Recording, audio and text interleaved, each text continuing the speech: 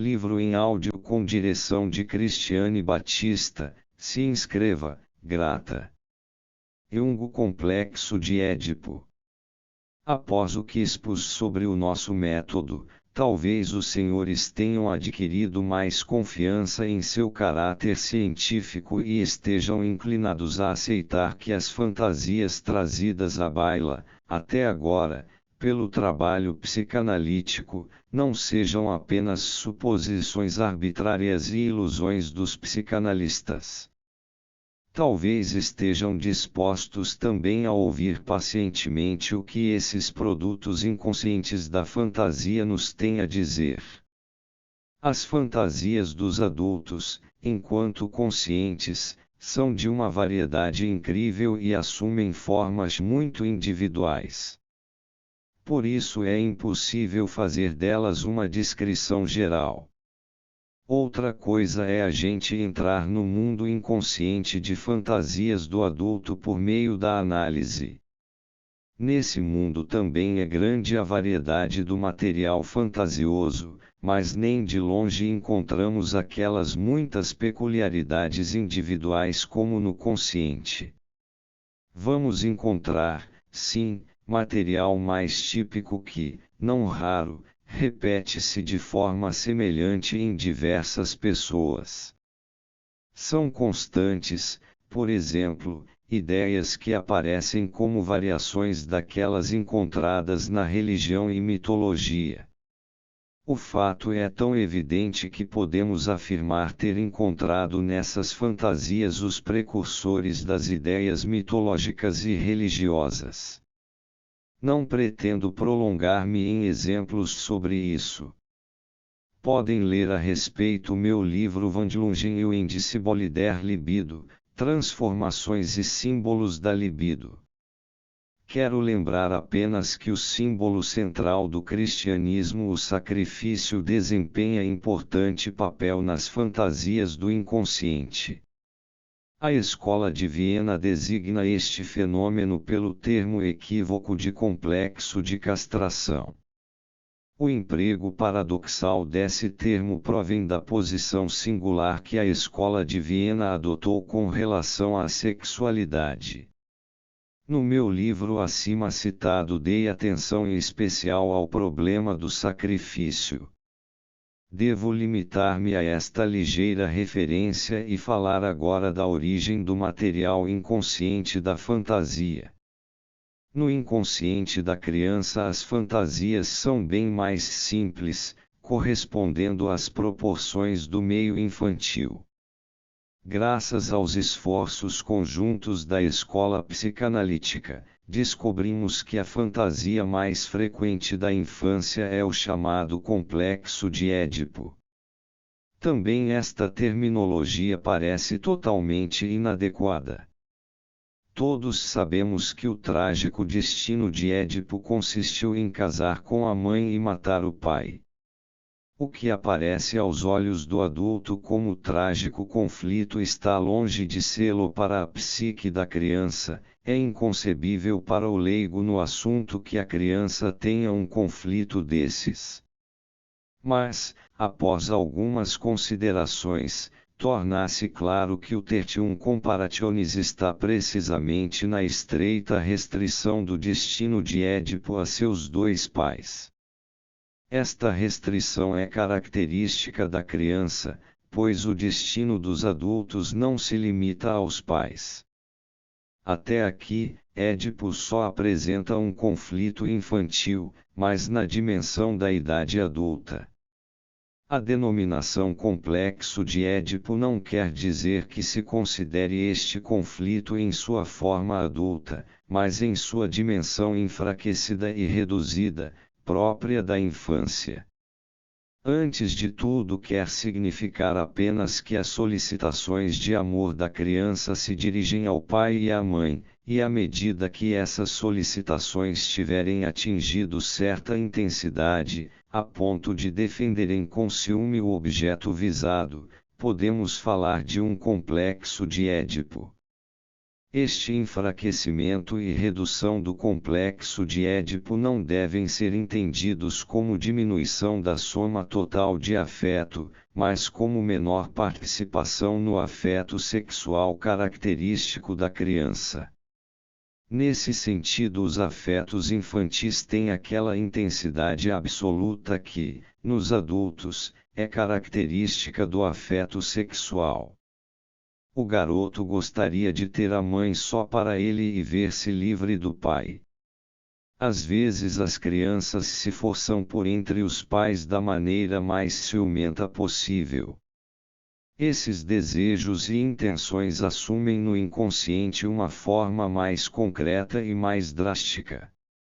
As crianças são pequenas pessoas primitivas e, por isso, sempre prontas a matar. E esta ideia é facilmente concebível no inconsciente porque este costuma expressar-se de forma bem drástica. Como a criança, via de regra, é inofensiva, também este desejo aparentemente perigoso é, em geral, inofensivo. Digo via de regra, porque há casos em que as crianças dão lugar a seus impulsos assassinos não só de maneira indireta, mas também direta. Mas como a criança é incapaz de intuitos planificados em geral, também não se pode dar importância demasiada a seu intuito assassino. Isto vale também para o intuito edipiano com relação à mãe. Os leves indícios dessa fantasia podem ser facilmente controlados pelo consciente, por isso todos os pais estão convencidos de que seus filhos não têm o complexo de Édipo. Os pais, a exemplo dos enamorados, quase sempre são cegos. Se eu dissesse que o complexo de Édipo é antes de tudo uma fórmula para expressar o desejo infantil com referência ao pai e à mãe, e para expressar o conflito que este desejo faz surgir e todo desejo interesseiro faz surgir conflitos, sem dúvida o assunto pareceria mais aceitável. A história da fantasia de Édipo é especialmente interessante porque nos ensina muito sobre o desenvolvimento das fantasias inconscientes em geral. Normalmente pensamos que o problema de Édipo seja um problema do filho homem. É ledo engano. A libido sexual só alcança a verdadeira diferenciação relativamente tarde na puberdade, fixando então o sexo do indivíduo. Antes disso, a libido sexual tem um caráter genital indiferenciado, que se denomina também bissexual. Portanto, não é surpreendente que também meninas carreguem o complexo de Édipo. Pelo que sabemos até agora, o primeiro amor sempre se dirige à mãe, seja a criança do sexo masculino ou feminino. Neste estágio, quando o amor à mãe é intenso, o pai é mantido à distância como um rival.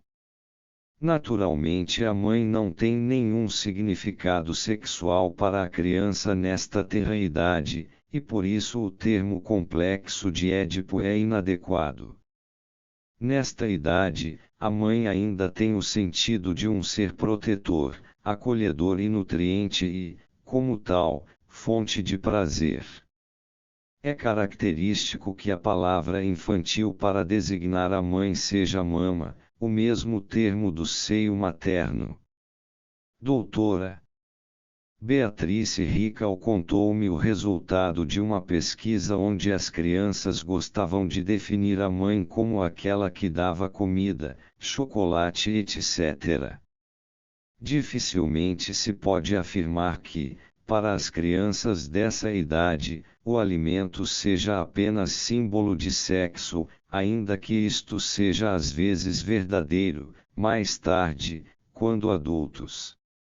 Basta um olhar superficial sobre a história das civilizações para vermos quão poderoso é o prazer da comida. As festanças colossais no Império Romano decadente exibiam de tudo, menos a sexualidade reprimida. Ao menos disso não podemos acusar os romanos daquele tempo. Não há dúvida de que os excessos eram uma compensação, mas não da sexualidade, eram antes compensação das desprezadas funções morais que nós gostamos de considerar, erroneamente, como lei imposta de fora aos homens. Os homens têm as leis que eles fazem para si. Conforme expus acima, não identifico eu ipso sensação de prazer com sexualidade. Na primeira infância, a participação da sexualidade na sensação de prazer é ínfima. Mas, nem por isso, o ciúme deixa às vezes de ter papel importante, também ele não pertence sem mais à esfera sexual, pois a inveja de alimento sempre teve boa parte nas primeiras manifestações de ciúme. Basta observar os animais. Certamente haverá bem cedo um acréscimo de elemento erótico. Esse elemento vai se fortalecendo com o correr dos anos até o complexo de Édipo assumir sua forma clássica. Com os anos, o conflito assume, no filho, uma forma mais masculina e, portanto, mais típica, enquanto, na filha, desenvolve-se a inclinação específica pelo pai, com a correspondente atitude de ciúme contra a mãe. Poderíamos chamar este complexo de Electra. É sabido que Electra jurou vingança de morte contra sua mãe Clitemnestra que assassinou o marido e, portanto, arrebatou de Electra o amado pai. Ambos os complexos de fantasias se desenvolvem com o amadurecimento e entram num novo estágio apenas no período da pós-puberdade, quando o jovem se separa dos pais. O símbolo dessa separação, já mencionado antes, é o símbolo do sacrifício. Quanto mais se desenvolve a sexualidade, tanto mais o indivíduo se força para fora da família a fim de conseguir a independência e autonomia. Acontece, porém, que a história da criança está estreitamente vinculada à família e sobretudo aos pais, de modo que é muito difícil libertar-se inteiramente de seu meio infantil, ou seja, de suas atitudes infantis. Se não conseguir libertar-se internamente, o complexo de Édipo ou de Electra fará surgir um conflito e, então, está aberta a possibilidade de perturbações neuróticas. A libido, já sexualmente desenvolvida, apodera-se da forma encontrada no complexo e produz sentimentos e fantasias que provam cabalmente a existência ativa dos complexos até agora inconscientes e relativamente inativos. A primeira consequência é o aparecimento de forte resistência contra os impulsos imorais que brotam dos complexos agora ativados. As consequências para o comportamento consciente podem ser de natureza diversa. Se forem diretas, manifestam-se no filho vigorosas resistências contra o pai e uma atitude terna e de dependência com relação à mãe. Se forem indiretas, ou seja, compensadas, em vez da resistência contra o pai, há uma submissão peculiar a ele e uma atitude irritadiça e de rejeição para com a mãe. Pode ocorrer também que consequências diretas e compensadas se alternem. O mesmo vale para o complexo de Electra. Se a libido sexual estagnasse nesta forma de conflito, o conflito de Édipo ou de Electra levaria ao assassinato e incesto. Evidentemente não se chega a estas consequências entre pessoas normais, nem mesmo entre os homens primitivos amorais, senão a humanidade já teria perecido. Ao contrário, é fato natural que as coisas que nos rodeiam todo dia percam o atrativo sedutor e levem a libido a procurar objetos mais novos. Isto é um importante regulador que previne o assassinato e o incesto. O normal e natural, portanto, é o desenvolvimento da libido para objetos fora da família. A estagnação da libido dentro da família é fenômeno anormal e doentio. Contudo, é sempre um fenômeno que pode ser encontrado também em pessoas normais. A fantasia inconsciente do sacrifício, da qual dei um exemplo minucioso em minha obra Wandlungen e o Indicible der Libido, que acontece muito tempo após a puberdade, ou seja, na idade madura, é uma continuação direta dos complexos infantis. A fantasia do sacrifício significa a desistência dos desejos infantis. Demonstrei-o na obra supracitada e apontei ao mesmo tempo os paralelos na história das religiões. Não é de admirar que este problema tenha papel importante na religião, pois a religião é um dos auxílios mais eficazes no processo psicológico de adaptação. O que mais impede novos progressos na adaptação psicológica é o apego conservador ao antigo, ou seja, as atitudes primitivas. O homem não pode simplesmente conservar inalteradas sua personalidade antiga e seus objetos de interesse do passado, caso contrário sua libido estagnaria no passado, o que seria um empobrecimento para ele. Aqui a religião é de grande valia porque, através de pontes adequadas de símbolos, conduz a libido, que se encontra no relacionamento com os objetos infantis, pais, para os representantes do passado, para os deuses, facilitando assim a transição do mundo infantil para o mundo adulto. Assim a libido se torna apta para a função social posterior. Freud tem uma concepção especial do complexo de incesto que deu êxito a novas e duras controvérsias. Parte do fato de que o complexo de Édipo é quase sempre inconsciente e supõe ser uma consequência de repressão moral. Talvez não me expresse bem quando lhes transmito o ponto de vista de Freud com estas palavras. Contudo, na concepção dele, o complexo de Édipo aparece como reprimido, ou seja, deslocado para o inconsciente por uma reação das tendências conscientes, de forma a parecer que o complexo de Édipo nasceria na consciência se o desenvolvimento da criança se processasse livremente e sem influência de tendências culturais. Freud chama a barreira que impede a manifestação aberta do complexo de Édipo de barreira do incesto.